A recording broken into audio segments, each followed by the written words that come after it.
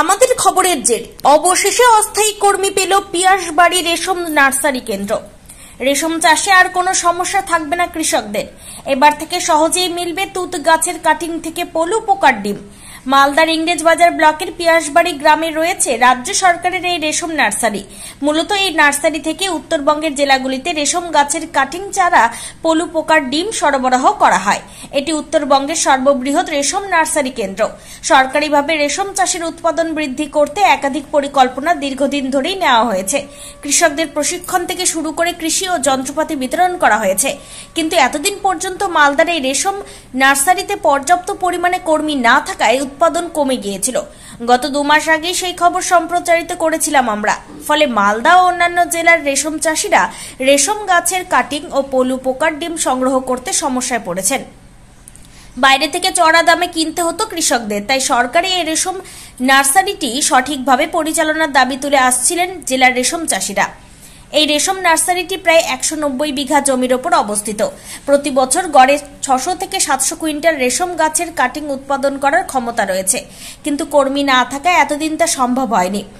এই নার্সারির উৎপাদন ক্ষমতা বৃদ্ধি করতে জেলা রেশম দপ্তর ও স্থানীয় গ্রাম পঞ্চায়েতের যৌথ উদ্যোগে গ্রহণ করা হয়। এই নার্সারির উৎপাদন ক্ষমতা বৃদ্ধি করতে জেলা রেশম দপ্তর ও স্থানীয় পঞ্চায়েতের যৌথ উদ্যোগ গ্রহণ করা হয়।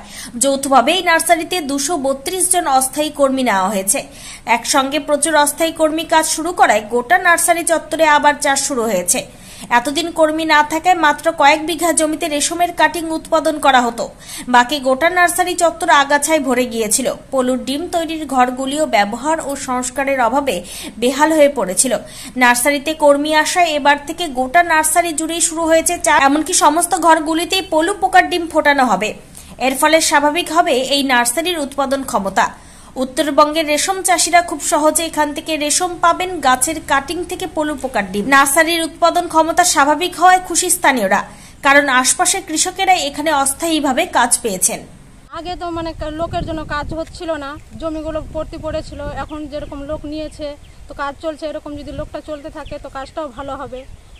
এখানে বেকার লোকগুলো কাজ পাচ্ছে, এরকম যদি নেয় তাহলে কাজটাও ভালো হবে, লোকগুলো বেকারত্ব কমবে। আপনাদের কাজ পেয়ে কি সুবিধা হচ্ছে? হ্যাঁ, সুবিধা হচ্ছে। এরকম 12 মাস চললে আমাদের ভালো হবে। এখন আগের থেকে আমরা দেখতে পাচ্ছি যে চাষগুলো জমিগুলো চাষ হচ্ছিল না, সেই জমিতে এখন আমাদের ফসল অর্থাৎ পলু পাতার যেটা চাষ, সেই রেশম শিল্পের জন্য চাষ হচ্ছে। এর ফলে কী হয়েছে যে আমাদের গ্রামের যারা বেকার যুবকরা ছিল তারা কাজ পেয়েছে, এবং তার সাথে সাথে সংখ্যা আমাদের মাননীয় সরকার মমতা ব্যানার্জি যেটা বলেছেন যে মেয়েদের জন্য কাজ, আমরা দেখতে পাচ্ছি মহিলারাও কাজ করতে পারছে। ফলে আমাদের এলাকার উন্নয়ন, গ্রামের উন্নয়ন ঘটছে। এবং এই গ্রামের উন্নয়নের সাথে সাথে আমাদের অফিসটা যেটা বন্ধ হয়ে যাওয়া ফার্মের মধ্যে ছিল, সেই ফার্ম এখন আবার পুনরুজ্জীবিত হয়ে উঠেছে। সেই পুনরুজ্জীবিতের ফলে আমাদের ভালো লাগছে যে আমরা সবাই এখানে কাজের জায়গাটা পেয়ে উঠেছি এবং মহিলারা কাজ পেয়েছে, এলাকার উন্নয়ন ঘটছে। ধন্যবাদ জানাই আমাদের পশ্চিমবঙ্গ রাজ্য সরকারের উদ্যোগে রেশম শিল্পকে বাঁচাতে একাধিক উদ্যোগ নেওয়া হয়েছে। ইতিমধ্যেই মহদপুরে পিয়াজবাড়িতে যে নার্সারি রয়েছে সেখানে অস্থায়ী 232 জন কর্মী নেওয়া করা হয়েছে।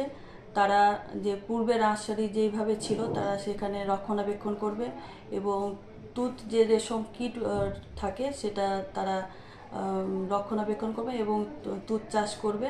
এর মাধ্যমে যে একটা কর্মসংস্থানেরও ব্যবস্থা হয়েছে, সেখানে সেরিকালচার ডিপার্টমেন্ট এবং মহদপুরের প্রধান যিনি রয়েছে তাদের উদ্যোগে একটা খুব ভালো উদ্যোগ নেওয়া হয়েছে।